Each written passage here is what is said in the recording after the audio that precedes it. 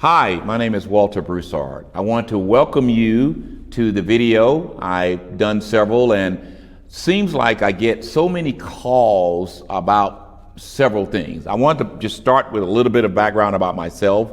I was in the executive management for many years, overall 32 years. I was a part of a team that took a company from 100 million to well over $2 billion in annual sales. I was fortunate enough to manage tons of salespeople, too many to name. Same thing with managers, district managers, assistant managers, just so forth and so on. The beautiful thing is that I was able to lead and be a part of a team that led a lot of people. And through that, I've had so many experiences that as I start sharing them, there's been so many questions that have come up. Walter, how do you handle this? Walter, what do you think about this? So I thought it'd be a good idea to kind of bring some of those things back to the video to your attention, so that maybe there's something in here that you may see that you may be able to reach out to our company, which, you know, we do have a website, Broussard Consulting, Success Consulting. One of the biggest mistakes leaders make, I feel, is they take for granted that once you hire someone, that they're immediately going to bring results. And that can be so misleading because they may have a great resume, they may have great experiences, they may have great education. All those things are a plus. But to really get the most out of any of your team members or any of your employees, as leaders, we have to develop a plan. And the plan, most of the time, should be around teaching, developing, having them work with some of your more established or more experienced or your more successful team members, and trying to mimic what the successful team members are doing and bring that to a program to where it can train or teach new team members. So they come to us raw with a lot of talent and potential. Our job is to be able to cultivate that, to be able to manage that, to be able to create the type of employee that you would want long-term. But it comes with development. It comes with a program to work with each of those individuals. And so I think that's one of the main things that I see is trying to really have a good program for them to excel. So it doesn't come automatically.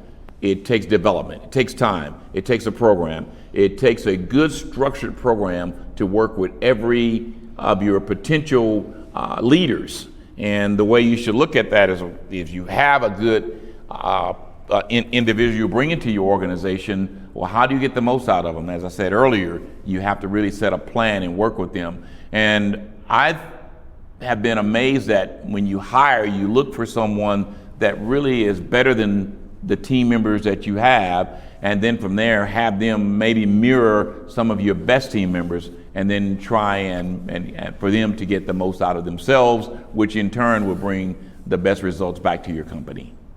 If a company is stuck, the first thing I normally look at to determine where do we go is I look at the performance. Like, okay, what did we do well? Where areas that we could have improved upon.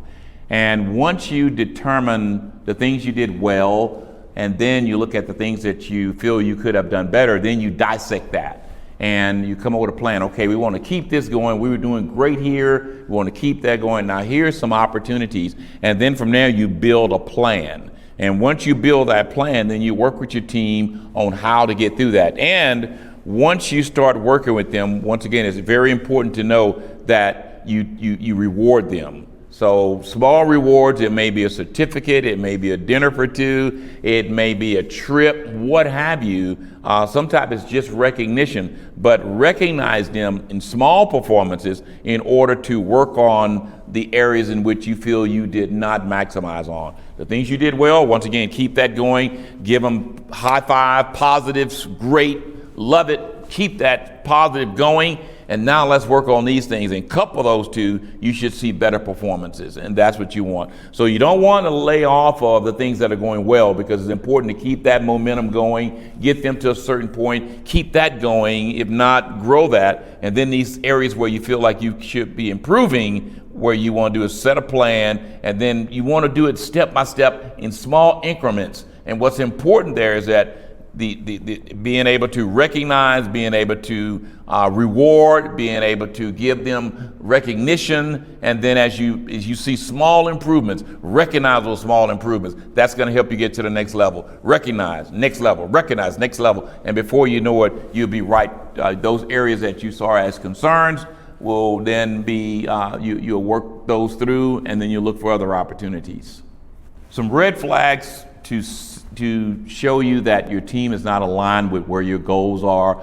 Most of the time it's in performance, and it's in maybe as you're reviewing what your plans were, and you may see them far off track. And then sometimes you have to take a time out and say, okay, let's go back to what our goals were. And let's make sure we're all on the same team, because I'm seeing some things here that's not in line with what we talked, or not aligning with what we talked about. So let's back it up a little bit, point out these things here that are not going the way we feel they should be at this time. And we talked about these things. So let's drill down on why they're not going the way we feel they should be. So let's make sure we're all on the same page. And if there's any questions, let's talk about those questions, so in turn we can get the most out of this opportunity. How do small companies compete with the giants today if they don't have the resources? Well, I worked with a company for over 35 years that was really a small company in comparison to a lot of the giants out there. And it's almost like today, still in America, most of the mom and pops or the small businesses still really run America when it comes down to business. And I think you have to be unique in what you're offering. You have to also offer very good customer service. You have to, have some form of a reward program. I know that's what most of the bigger companies offer. If you can do that, great. If you can't, service is what really sets you apart. Being unique, being quick to be able to make change, being quick to be able to understand where the market is going. And sometimes the bigger companies, they can't make those changes as fast. And I think that's another advantage to a smaller company, is that we can make a change fast, we can move forward, and the consumer don't really see the hiccup that may be going on in the market.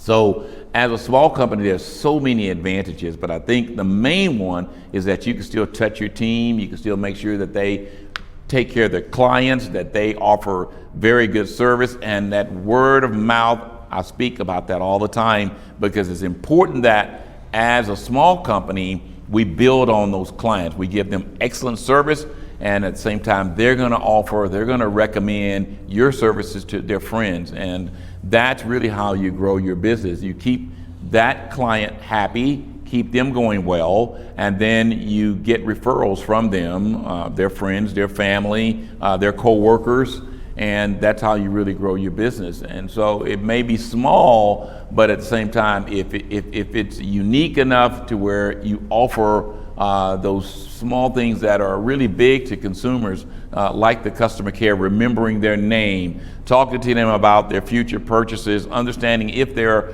are any issues, you're quick to recognize those, and you're quick to rectify them. And it's always been said that the consumer is always right. And I think what's more important is that whether they're right or wrong, the main thing is making sure that they are satisfied, they're happy in the end. Because if they are, you leave a client good, then chances are you're going to get a referral, they're going to come back to you. So whether they're always right or not, in the end, you make sure that they're good, whatever it may take, to make sure they're happy, make sure that they, whatever the situation was, you rectified in their favor, then you win.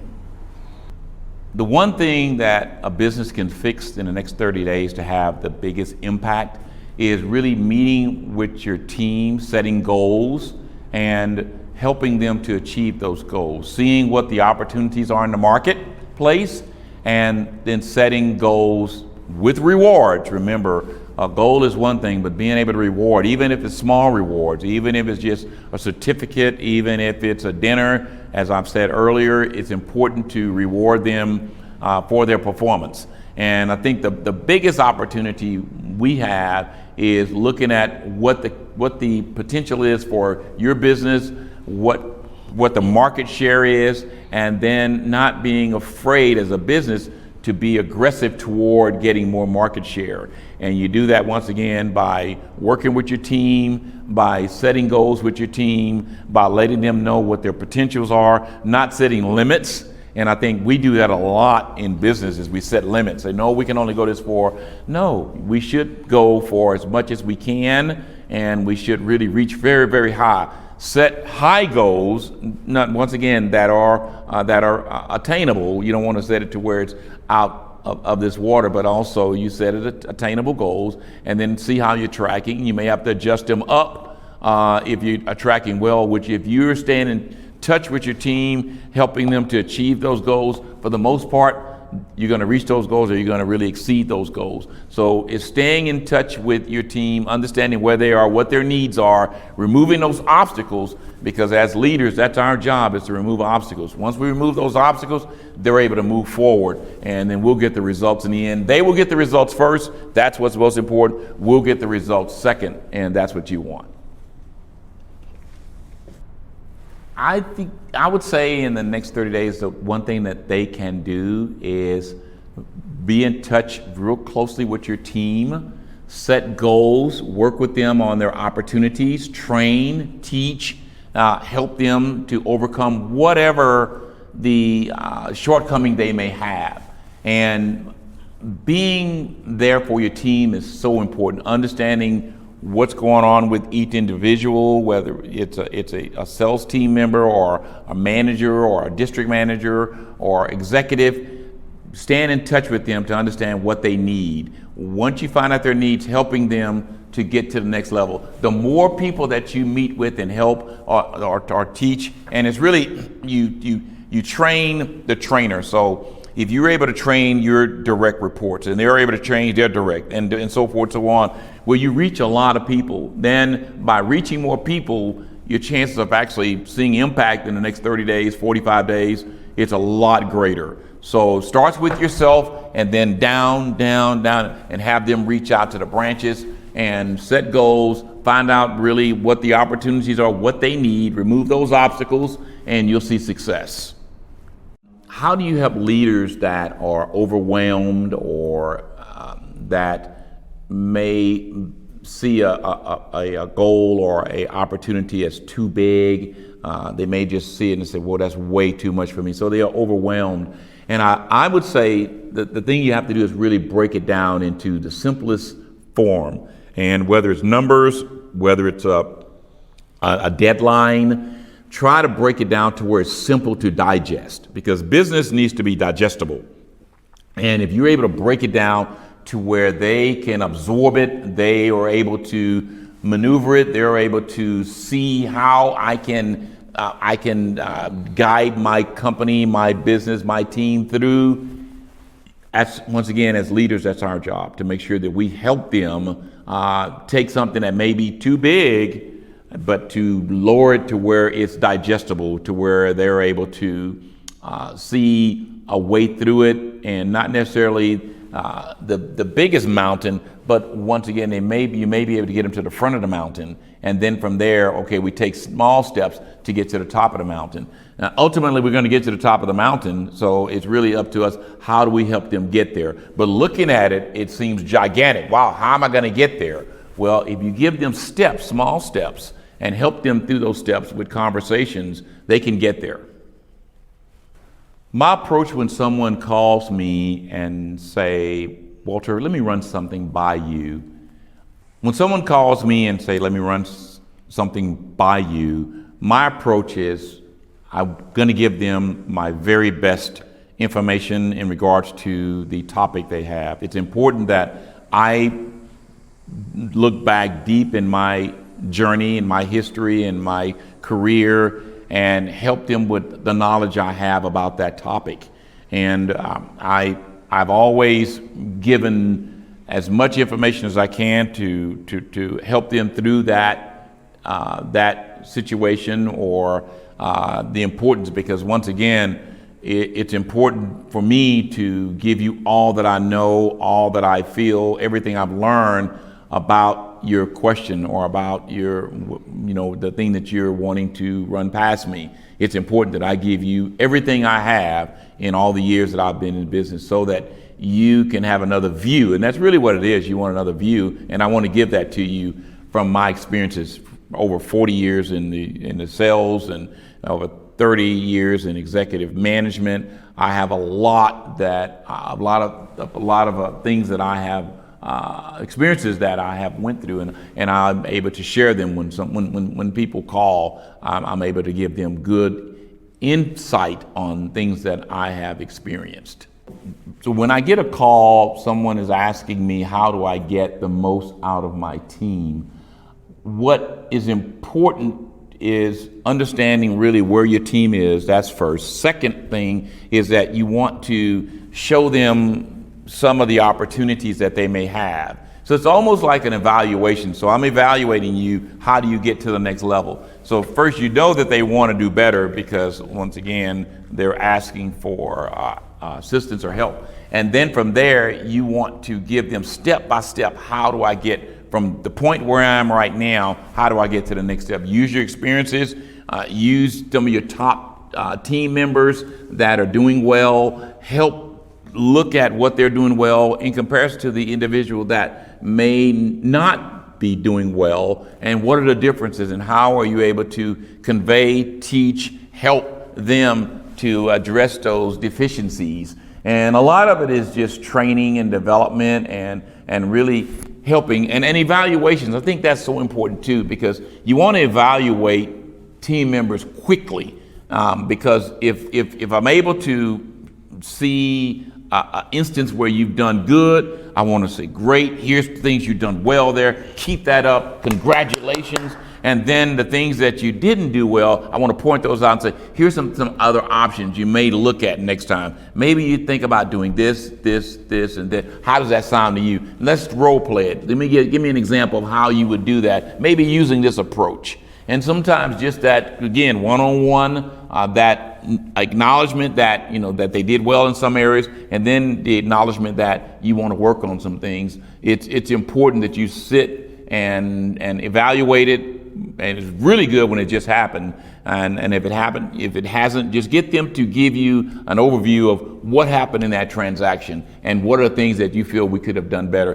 Get them to tell you, and then you already have the answer before they do. And then you can say, okay, that's great. And what you're saying, try this, or think about this, or here's another example. Here's another way. And you don't want to really kill what they're telling you. What you want to do is add on to that and then give them some of your input from your experiences. I want to invite you to contact me if you're having issues with your team members, specific issues that you feel that maybe I need insight from someone that has been in the business, a professional business, working with team members, working with executives. Maybe I need just to run it past someone. I invite you to call me. I invite you to ask me questions in regards to how do I get the most out of my team? How do I help them be successful? And I think it's a great opportunity for us to talk. You can look on my website, and I think that will be a great start, and I'm willing to give you input about it. Once again, I have over 30 years in executive management, over 40 years in sales, and I've been able to really help teach, develop many team members. And so if you're having an issue that you just need another viewpoint, and that's what it is a lot of times, you just need maybe another view, feel free to reach out to me. And also, remember, I still have my book, which I recommend you all to look at. It's great for sales, whether it's someone that's new to sales, experienced in sales, for managers. It's The Power of Sales Inside of You by me. And it is a book that I spent many years in writing, and of course, many years in gathering the information. And I think also it will give you other opportunities to say, okay, maybe I could run this past Walter, or here's another opportunity that maybe I'm struggling with. You can read the book and see my viewpoints of it. And then if you need more input or more insight, you can definitely reach out, and I'll be more than happy to give you great information, great guidance. And remember, it's Broussard Success Consulting, and that's my website. All my information is there. And so I look forward to hearing from you, and we have to help our team perform better and not stay in the rut that they may be in. And sometimes I've seen sales slumps, I've seen sports slumps, I've seen business slumps, and a lot of times, how do you get out of the slumps? Well, call me. I'll give you some great input on how you can get your team back on track. Love to hear from you.